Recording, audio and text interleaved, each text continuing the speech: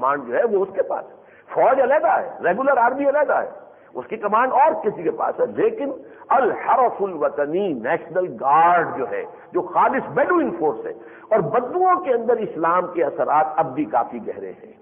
یہ بریدہ وغیرہ کا علاقہ جو ہے درمیانی جو ہے، اس کے اندر واقعتاً یہ ہے کہ جا کر آپ دیکھیے تو ایک دفعہ طبیعت خوش ہو جاتی ہے نوجوانوں کی کیفیات دیکھ کر، وہاں کے حالات دیکھ کر. مکہ مدینے کے حالات بہت خراب ہیں نہ.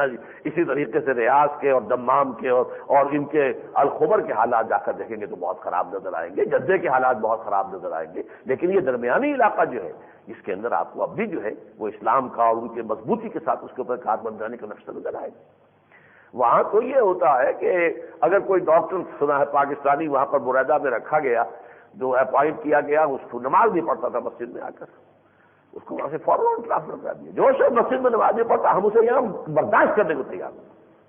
یہ بات ٹرانسفر کیا بھی ممکن ہے کہ ویسے ہی سروس سے نکال دیا گیا.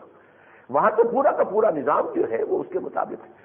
تو یہ اگر خانہ جنگی ہوگی تو لوگ دیکھ رہے ہوں گے، کسی شخص کی طرف نگاہیں اٹھ رہی ہوں گی کہ اس کرائسس میں یہ شخص جو ہے ہمارا قوم کی آگے آ کر رہنمائی کرے، اور وہ اس سے بچے گا. ذمہ داری سنبھالنے کی بجائے بھاگے گا، چھپ جائے گا مکے میں جا کر. مدینے کے اندر ہوگا وہ کوئی سادات کے خاندان کا فرد، اور وہ جا کر جو ہے وہ چھپ جائے گا. پھر وہاں سے لوگ تلاش کریں گے، پھر ان سے بیعت ہوگی.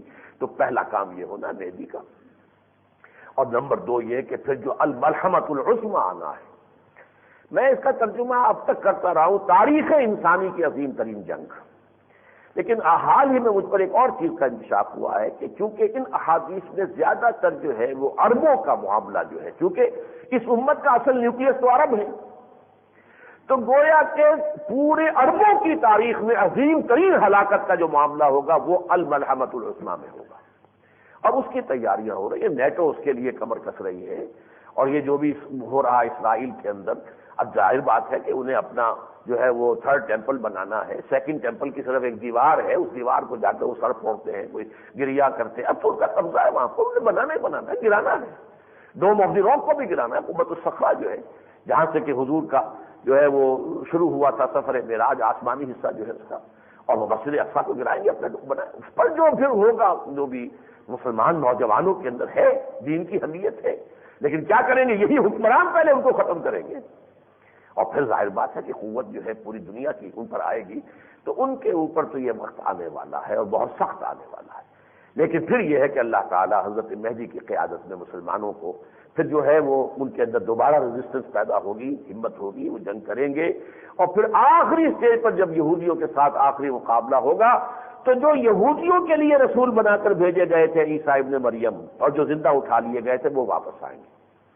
آپ کو اگر نوٹ کرتے ہوں جو حضرات بھی، تو نیوز ویک میں اس مرتبہ جو ہے ایک بڑا مفصل مضمون آیا حضرت عیسیٰ کے بارے میں. چونکہ پوپ صاحب آج کل جو ہیں وہ اس سرزمین کا دورہ کر رہے ہیں، وہ جارڈن بھی گئے ہیں.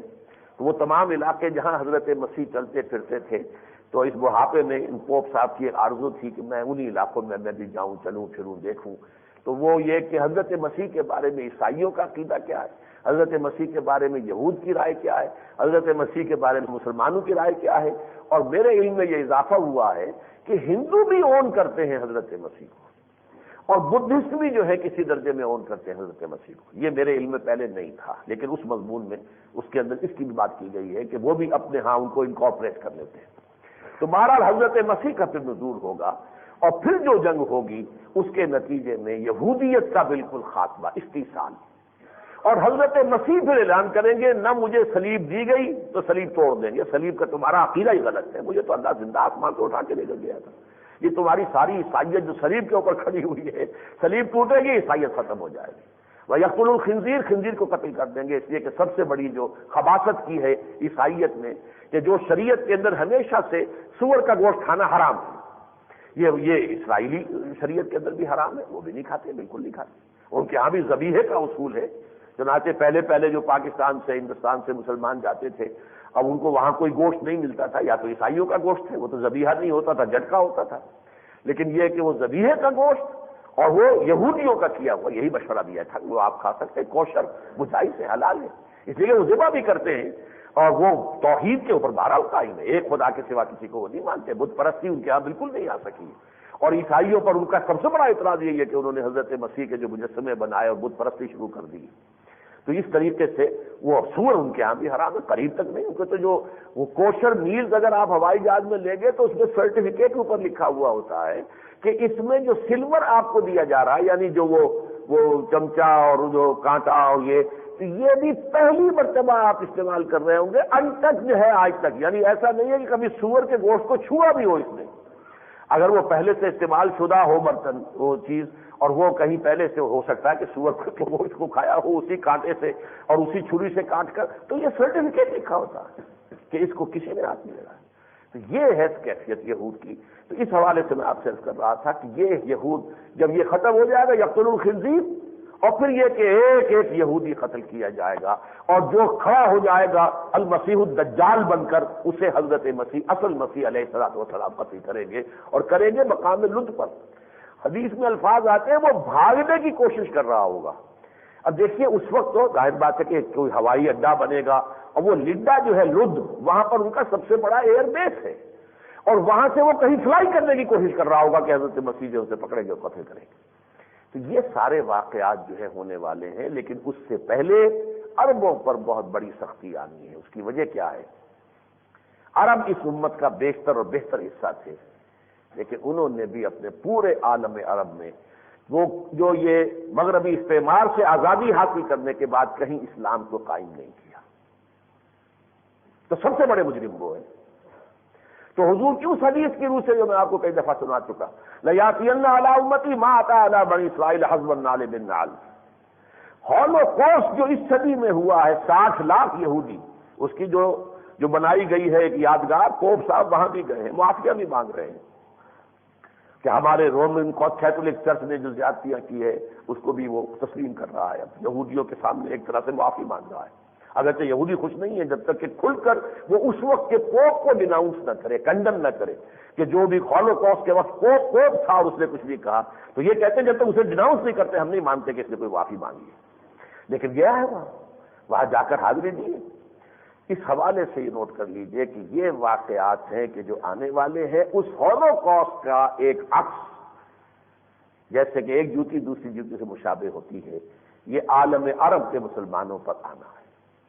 لیکن اب میں آخری بات کہہ رہا ہوں اس مسئلے میں جو ایک اہم رول ہے جو اس سے پہلے بہت مرتبہ میں بیان کر چکا، حضرت مہدی کے لیے بھی جب وہ عرب کے اندر اپنی حکومت قائم کرنے کی کوشش کر رہے ہوں گے، مدد کے لیے فوجیں مشرق سے آئیں گی، حضرت مسیح کی مدد کے لیے خراسان سے فوجیں چلیں گی۔